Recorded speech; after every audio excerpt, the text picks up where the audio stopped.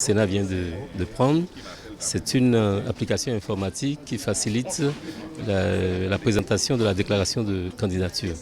Naturellement, il y a beaucoup d'aspects techniques qui méritent d'être approfondis au-delà de cette première séance qui est une séance d'information. Nous avons par exemple exprimé une préoccupation relative à la question des transferts d'informations, bien de données. Parce que comme vous pouvez vous imaginer, les partis n'ont pas attendu ce jour pour commencer le travail.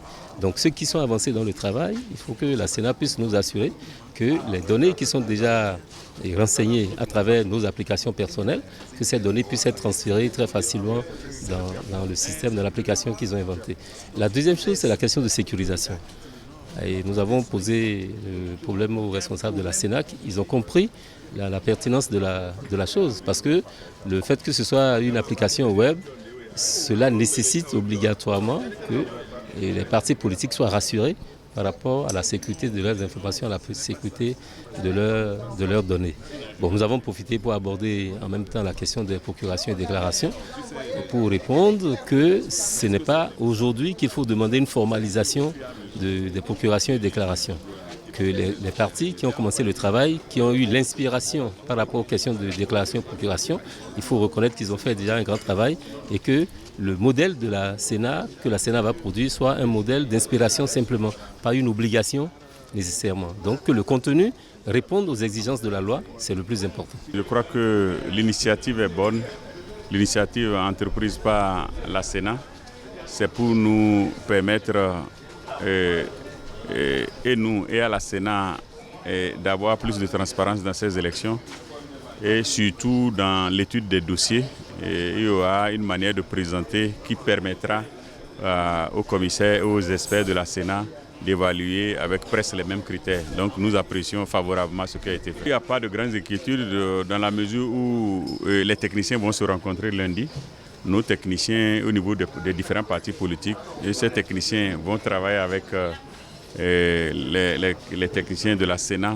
Et je crois qu'on pourra faire ce qui a été proposé. Et puisque les techniciens, que ce soit de la Sénat, que ce soit nos techniciens, vont harmoniser certains points de vue pour que la gestion du logiciel soit facile. Je trouve que c'est un outil de qualité. Et cela montre que la Sénat a le souci de vite d'étudier avec une certaine célérité ces dossiers qui seront très certainement énormes pour être, disons, dépouillés et étudiés donc, dans la complétude dans le temps.